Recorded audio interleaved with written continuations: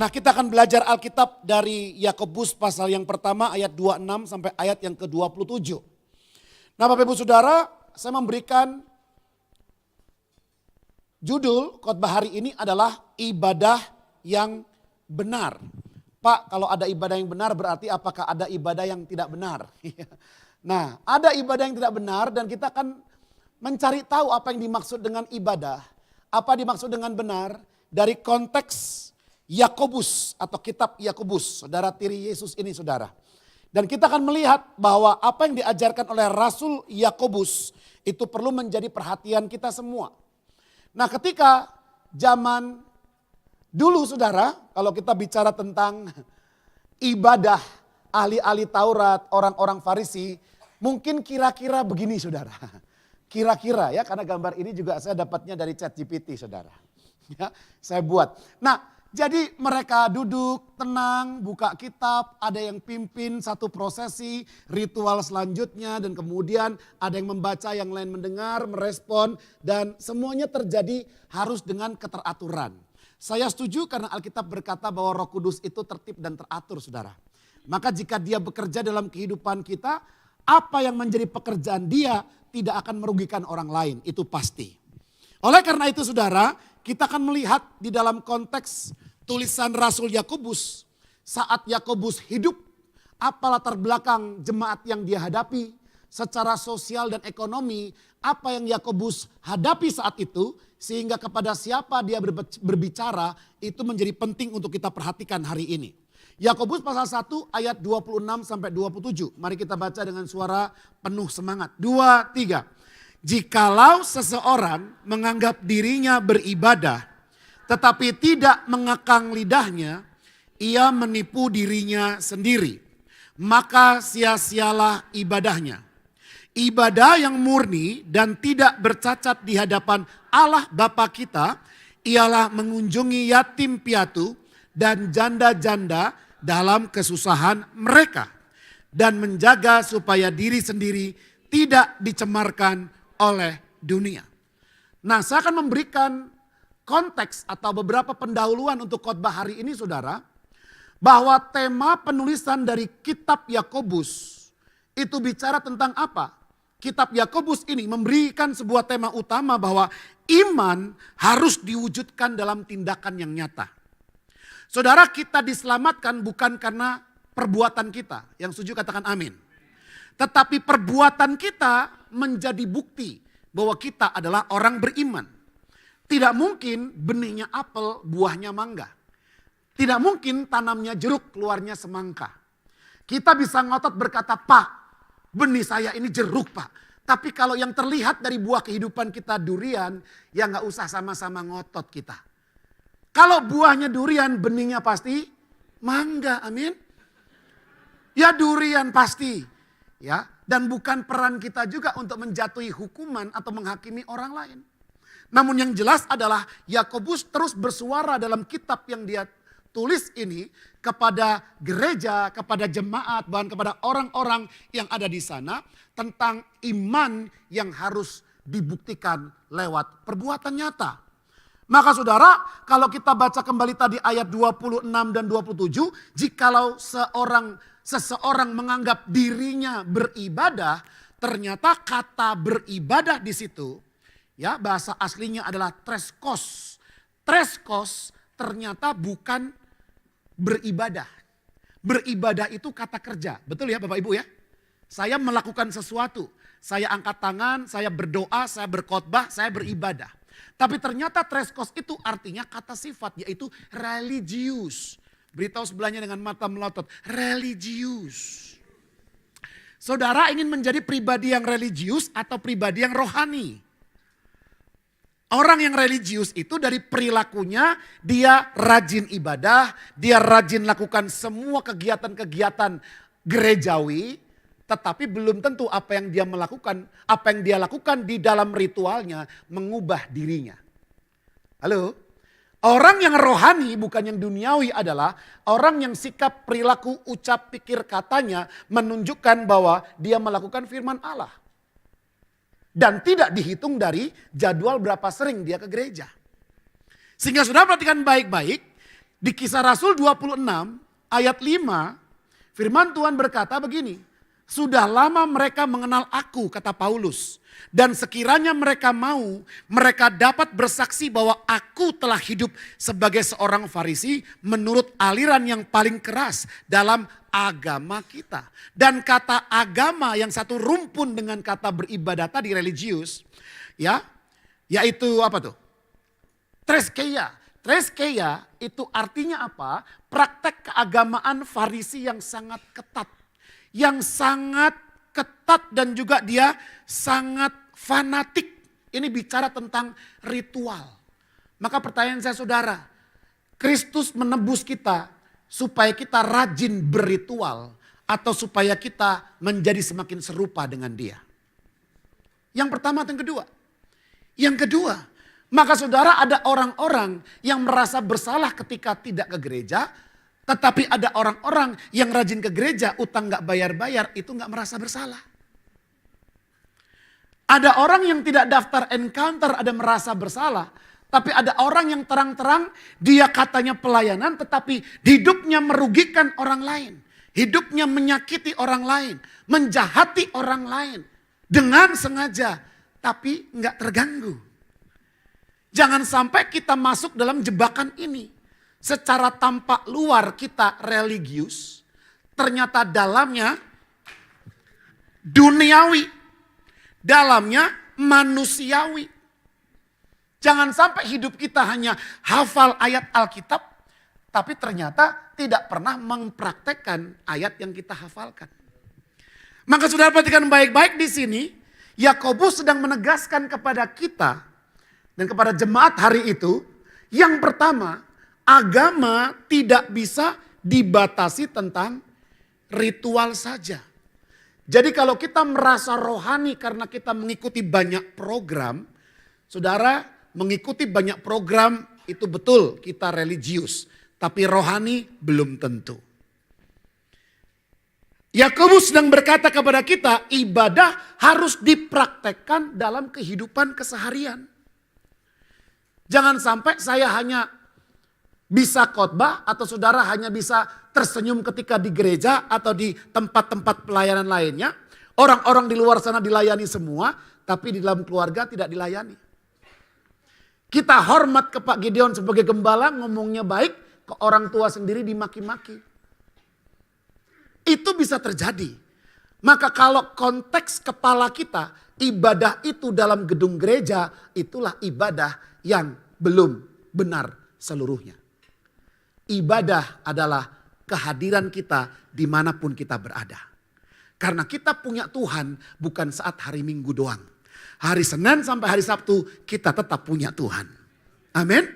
Tuhan Immanuel bukan hanya dia menyertai kita 2 jam saat khotbah atau ibadah. Tapi setiap detik saat dalam kehidupan kita. Allah Israel tidak pernah tertidur. Beritahu sebelahnya, walaupun kamu kalau tidur pulsnya luar biasa. Puls luar biasa, tapi Tuhan tidak pernah tertidur. Dia menyertai kita selalu. Dan yang ketiga, agama seharusnya menentukan moral dan etika. Maka Yakobus punya tantangan yang besar saat itu. Bertemu dengan orang-orang yang menganut legalisme. Yang penting saya pelayanan, sudah di gereja, sudah perpuluhan, sudah memberi, dianggapnya saya sudah rohani. Padahal itu hanya religius. Rohani lebih kepada perubahan hidup yang nyata, yang bisa dilihat dan dinikmati oleh orang lain. Maka saudara, 3 hal ini menjadi penting. Jangan hanya jago ritual. Jangan hanya jago kandang di gereja 2 jam. Jangan hanya saudara kita baik, sepertinya baik saat ibadah. Tapi di luar dari gereja semuanya ternyata tidak ada. Maka saudara, selaras dengan Yakobus pasal 1 ayat 22 dikatakan apa? Saya akan bacakan buat saudara, ini termasuk penting. Coba dicek sebelahnya ke gereja bawa Alkitab tidak. Kalau nggak bawa Alkitab lu mau ngapain? Ya, beritahu sebelahnya coba yang bawa Alkitab. Bawa Alkitab. Mau Alkitabnya pakai kertas, pakai karton, mau pakai handphone, silakan saudara. Ya, ayo kita lihat Yakobus pasal 1 ayat 22. Firman Tuhan berkata apa? Tetapi hendaklah kamu menjadi pelaku firman Dan bukan hanya pendengar saja. Sebab jika tidak demikian kamu menipu diri sendiri. Menipu orang lain itu jahat. Menipu diri sendiri itu bodoh. Udah tahu diri sendiri kok ditipu. Sudah ngerti maksud saya? Maka kita perlu keluar dari jebakan ini. Supaya kita bisa paham, Pak, oleh karena itu, apa tindakan konkret atau nyata di mana menunjukkan bahwa kita benar-benar beribadah kepada Tuhan. Maka dari dua ayat yang kita baca hari ini Bapak Ibu Saudara, ayat 26 dan 27 dari Yakobus pasal yang pertama, menyebutkan 3 tindakan nyata yang menunjukkan ibadah yang benar. Siap Bapak Ibu? Oke, kalau siap katakan saya siap. Ya. Yang pertama mari kita lihat ayat 26. Ayat 26 mari kita baca sekali lagi 23. Jikalau seseorang menganggap dirinya beribadah tetapi tidak mengekang lidahnya, ia menipu dirinya sendiri, maka sia-sialah ibadahnya. Keluar lagi kata menipu. Udah bangunnya pagi saudara, udah gak sempet makan pagi. Udah sampai ribut sama istri suami karena salah satunya suka terlambat saudara. Sudah kemudian ngurusin 2 anak. Lalu udah teriak-teriak sana sini. Udah capek keluar ongkos pulang. Ternyata semuanya sia-sia saudara. Ya. Tetapi kita senang melakukan itu kenapa? Karena saya gak sadar ternyata saya sedang menipu diri saya sendiri. Maka kita bisa lihat di sini. Ternyata ibadah yang benar itu disertai dengan mengendalikan perkataan. Tapi hari ini saudara, yang perlu kita kendalikan bukan hanya perkataan. Beritahu sebelahnya dengan mata melotot, katakan kendalikan jempol. Jempol. Maka kalau saudara lagi mau ngomongin orang, jangan diketik di WA. Ngomongnya langsung supaya gak ada bukti. Udah jelek-jelekin orang, tulisnya di WA, kan ada buktinya saudara. Halo? Nah itu juga kurang pinter itu saudara. Ya. Sekarang kalau kita mau rekrut pegawai untuk kerja HRD, yang dicek apanya saudara? Instagramnya dicek. Kalau lu posting-postingnya rasis terus, nggak diterima. Posting-postingnya kayaknya radikal nih, Kristen radikal nih, rada dikit nakal gitu ya. Nggak diterima. Saudara maki-maki, komentarin orang, gibahin orang, gosipin orang di Facebook, nggak diterima. Gampang sekali. Maka saudara follow dong Instagramnya Anta Kirana coba. Semua nih follow nambah langsung 300 follower. Ada gak konten-konten yang akan membuat saudara, wah ini gak bener nih orang nih. Halo? Beritahu sebelahnya, jaga jempol. Jaga jempol. Halo, jaga jempol. Maka perhatikan sekarang kita juga belajar di kantor namanya personal branding.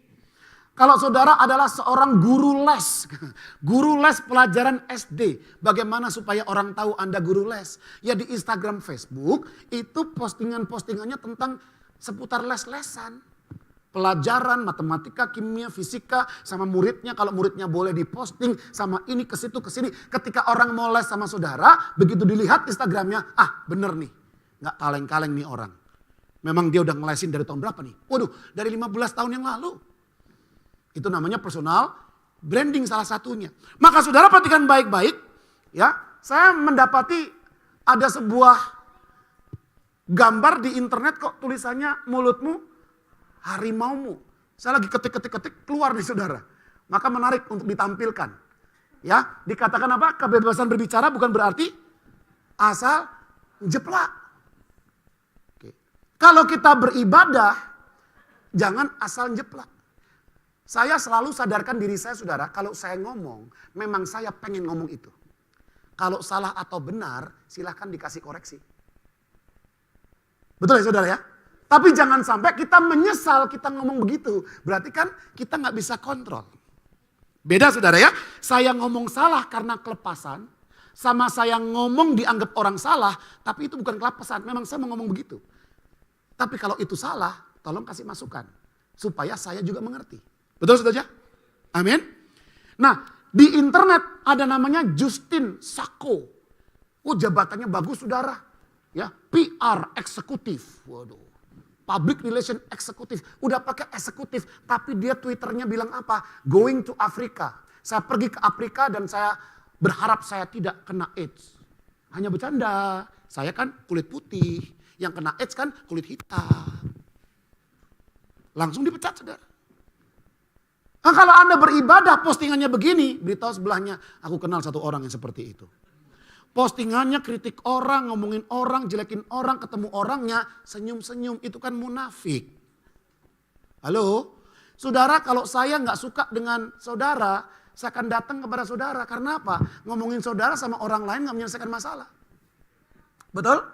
Maka selalu saya jamin begini, saya sudah ngomong, kalau nggak didengar pun ya nggak apa-apa. Yang penting saya sudah menyampaikan. Saudara, kemudian kita tahu yang lokal-lokal aja lah, tadi kan yang luar negeri. Siapa tuh namanya nih? Florence Sihombing. Sampai dibui, saudara, kenapa? Karena dia posting tuh.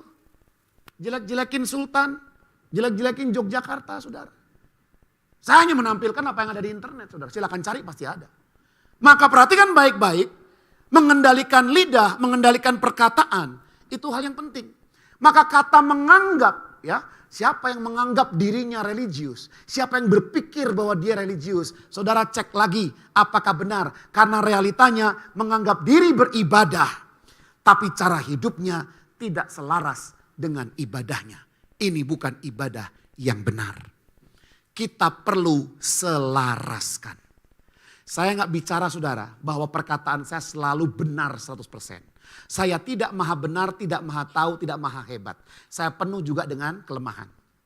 Tetapi itulah peran gereja supaya ada proses saling satu dengan yang lain. Amin. Nah, ayat ini khusus bagi kita-kita yang hilang kesadaran, yang jarang sadar, yang suka menipu diri sendiri dalam ibadahnya. Saudara, kalau kita tahu bahwa tujuan perkataan ini buruk, ya nggak usah dikatakan. Amin. Ya, Yakobus pasal 3 ayat 2. Oke. Dia berkata begini, mari kita lihat Yakobus pasal 3 ayat 2. Sebab kita semua bersalah dalam banyak hal. Siapa tidak bersalah dalam perkataannya, ia orang yang sempurna, luar biasa. Pak Gideon juga ada salah nggak Pak? Ada. Saya banyak, istri saya iya. Semua kita salah. Beritahu sebelahnya, santai aja, santai bro, ya santai. Ini bukan tentang kita semua ini ya. Ini tentang kita semua, bukan tentang salah satu dari kita maksud saya. Sebab kita semua bersalah dalam banyak hal, siapa tidak bersalah dalam perkataannya, ia orang yang sempurna, yang dapat juga mengendalikan seluruh tubuhnya. Maka bagaimana caranya supaya kita bisa mengendalikan tubuh kita? Dengan cara menguasai lidah, artinya mampu menguasai hal-hal lainnya. Amin. Ya, jika tidak bisa kuasai perkataan kita, akibatnya kita menipu diri sendiri dan ibadahnya sia-sia. Mataios. Mataios itu artinya apa? Hampa, tak berguna, tak berfaedah, tidak efektif jadi berkat. Ya. Maka saudara, kita perlu lihat bersama-sama apakah kehidupan kita mengendalikan perkataan atau tidak. Kadang-kadang beberapa orang tidak bisa mengendalikan libido bicaranya, saudara. Sudah tahu ya, ini kadang-kadang kalau ketemu orang kan ngomongnya apa? Bro, lu sekarang, sorry nih, gue cuma mau ngomong doang ya. Cuma mau ngomong doang. 1, lu jangan marah ya. 2, ini ya masukan juga. 3, lu sekarang gembrotan ya. Saudara, kalau pertanyaan itu kita yakin mungkin bisa menyakiti orang, kenapa sih kenapa dibiarkan aja nggak usah ngomong gitu. Kecuali kita ini saudara sendiri, keluarga, punya hubungan. Istri saya di kamar, nggak usah pakai kata-kata, dia cuma pegang perut aja. Itu udah ngerti saya, gendut maksudnya gendut. Gitu. Ya jelas ya saudara ya. Kalau hubungannya nggak dekat, ya nggak perlu. Deketin dulu hubungannya, maka kita ngomong langsung bisa, orang udah percaya. Sebagai bukti saudara, saya ke mall. Lalu saya buat sampah nih bungkus permen. Kemudian saya lempar, set. Nggak masuk. Ya kan? Nggak masuk nih saudara. Terus saya mau ambil, males. Misal loh saudara ya, nggak pernah terjadi nih, misal. Lalu saya, biarin aja lah. Tiba-tiba ada orang yang saya nggak kenal. Dia bilang, Pak, tolong Pak, sorry Pak. Nggak masuk sampahnya Pak, tolong dimasukin lagi Pak. Respon saya gimana? Ini nggak kenal nih, respon saya gimana? Ya harusnya kan ambil dan masukin. Tapi kan saat itu emosi, maka saya bilang mau sekalian kamu yang saya masukin tempat sampah. Kenapa? Karena nggak ada hubungan. Makanya kalau kita mau menolong, mengasihi, saling menegur satu dengan yang lain, ikut home, ada hubungan. Amin. Berkomunitas, koinonia, ada hubungan. Sering ngopi, ketemu kagak pernah diajak ketemu, tiba-tiba langsung ngomongnya negur. Saudara, ini bukan tentang tegurannya salah atau benar. Kita ditegur siapapun kalau salah bertobat. Yang setuju katakan amin. Namun kalau kita mau lebih efektif, hubungan kita perlu dekat satu dengan yang lain. Maka perhatikan baik-baik saudara, tidak berguna kalau kita tidak menjaga lidah. Yuk kita lihat Efesus pasal yang keempat, ayat yang ke-17. Firman Tuhan berkata, sebab itu kukatakan dan kutegaskan ini kepadamu di dalam Tuhan, jangan hidup lagi seperti orang-orang yang tidak mengenal Allah dengan pikirannya yang sia-sia. Kata sia-sia itu mataios juga, artinya tidak berguna. Mikirin itu gak berguna, makanya overthinking kan gak berguna. Aduh, udah mendung. Kalau mendung nanti hujan. Kalau hujannya besar nanti pakaianku basah lagi karena belum kering. Nanti cuci lagi di mesin cucinya rusak gimana? Kalau rusak servisnya kan mahal.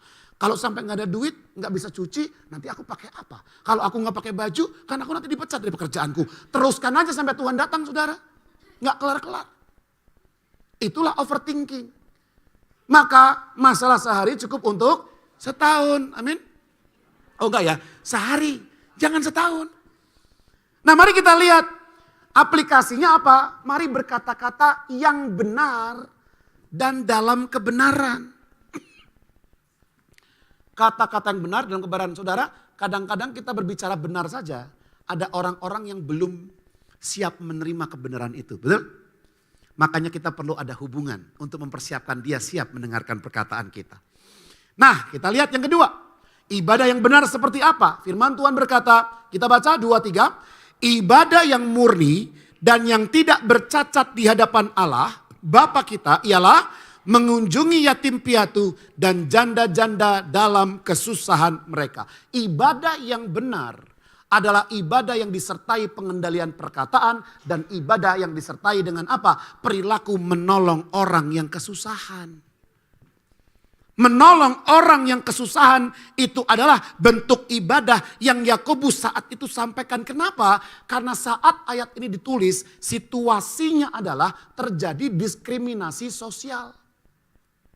Ya, termasuk di gereja Yakobus 2 ayat 1 sampai 4. Bisa dibaca di situ. Kita baca aja lah ya. Biar tuntas.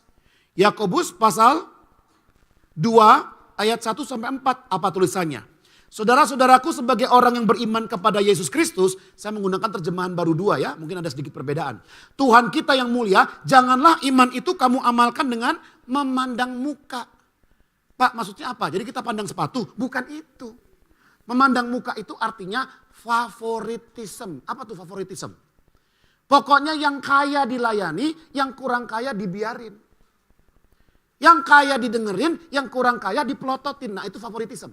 Ayat kedua dikatakan, sebab jika ada seorang masuk ke dalam kumpulanmu dengan memakai cincin emas, pakaian indah, datang juga seorang miskin ke situ dengan memakai pakaian buruk, dan kamu menghormati yang berpakaian indah dan berkata kepadanya, silakan Tuhan duduk di tempat baik ini, sedang kepada yang miskin kamu berkata, berdirilah di sana, duduk di lantai, dekat tumpuan kakiku. Bukankah kamu telah membuat pembedaan dalam hatimu dan bertindak sebagai hakim dengan pikiran yang jahat?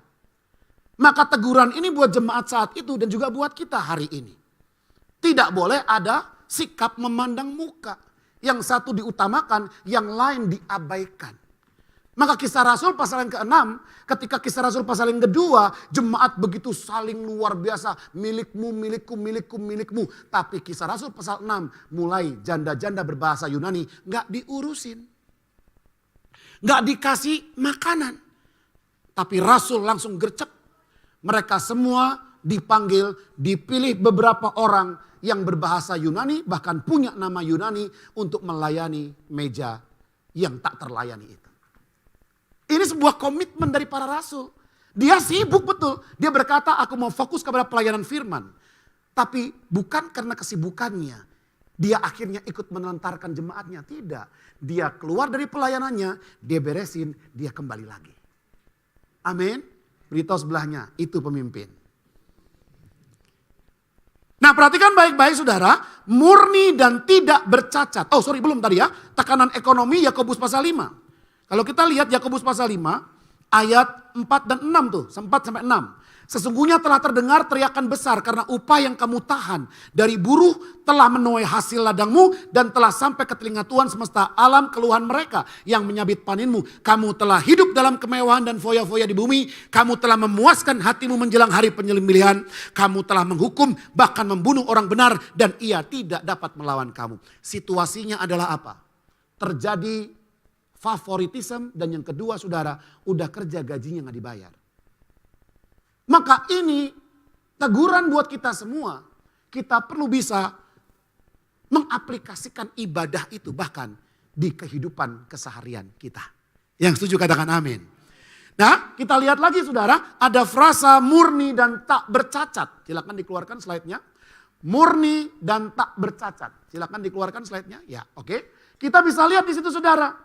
Ya. Apa itu? Kataros kai amiantos.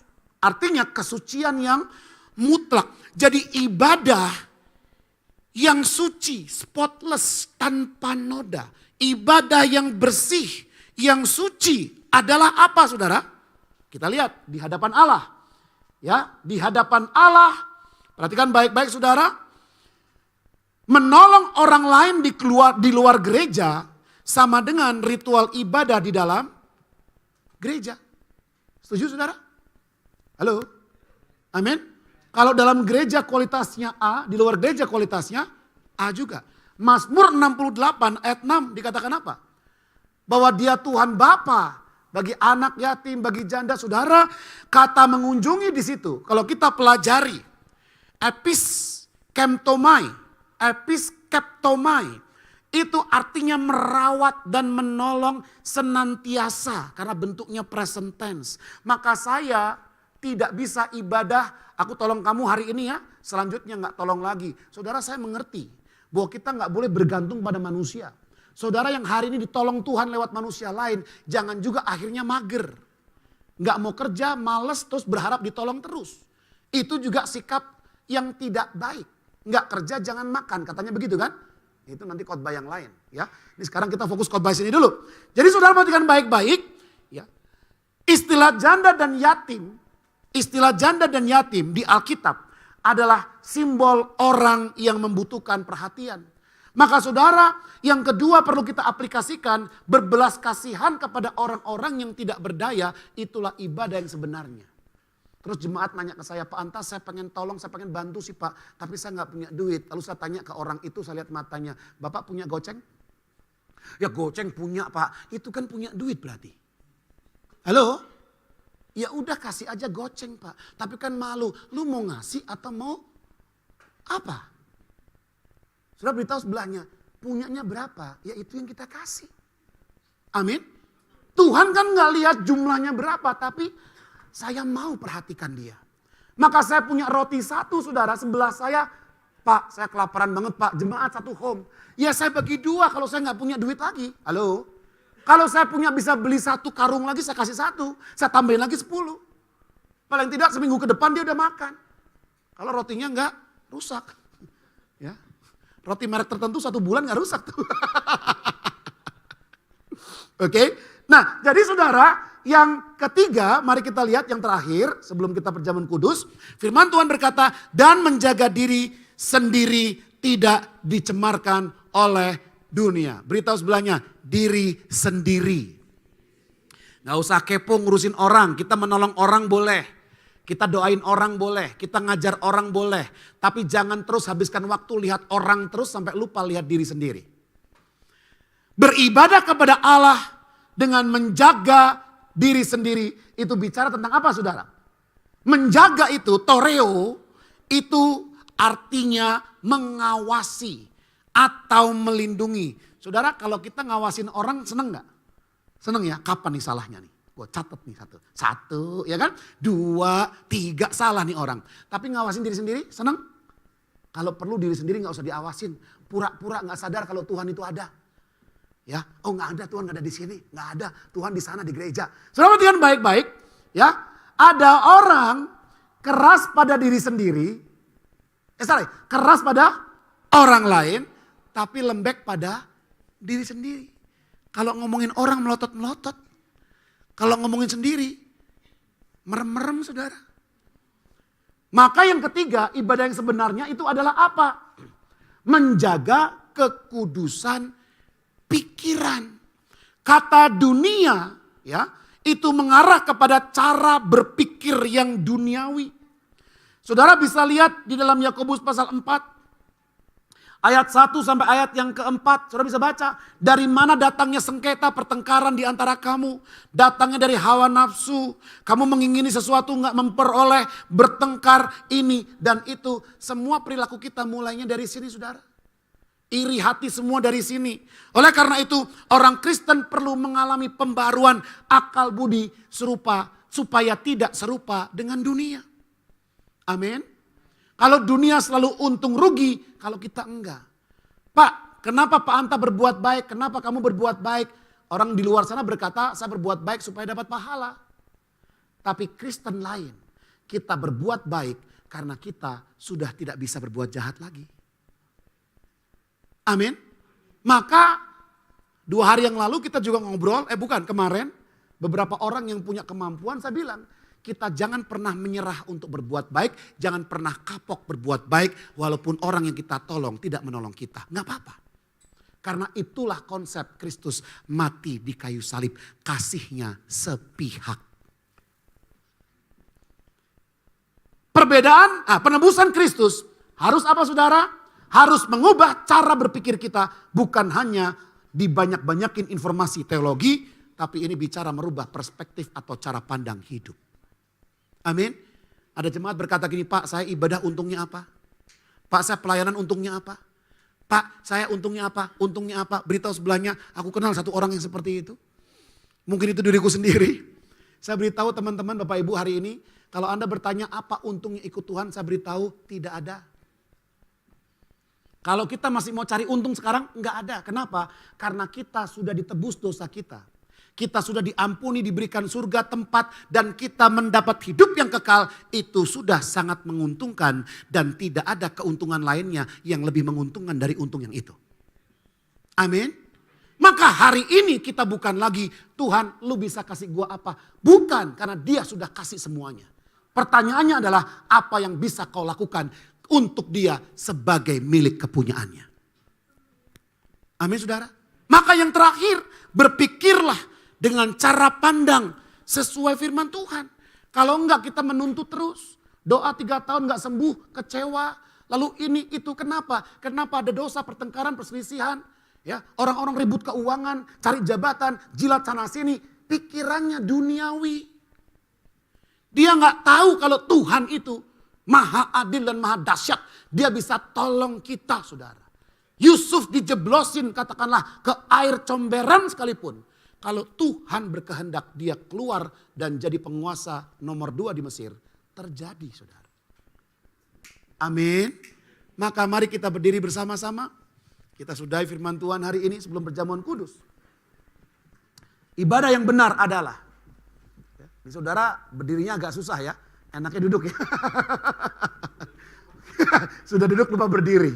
Ada orang bilang ke saya, Pak Anta saya tuh kalau setiap malam mau tidur menutup mata saya agak susah. Matanya tuh melek terus. Ya katanya begitu. Saya kalau mau tutup mata agak berat, agak susah katanya. Terus saya bertanya begini. Terus kalau pagi buka mata gampang gak? Oh bisa Pak, gampang Pak. Ya udah berarti hidup kamu masih lebih bagus. Karena lebih bahaya gak bisa buka mata daripada gak bisa tutup mata. Ayo berdiri semuanya Pak Ibu. Beneran loh Pak. Ya lebih suka duduk ya. Beritahu sebelahnya katakan. Kendalikan perkataan. Mana? Slide-nya dikeluarkan tolong. Belum selesai khotbahnya. Mengendalikan perkataan. Ya.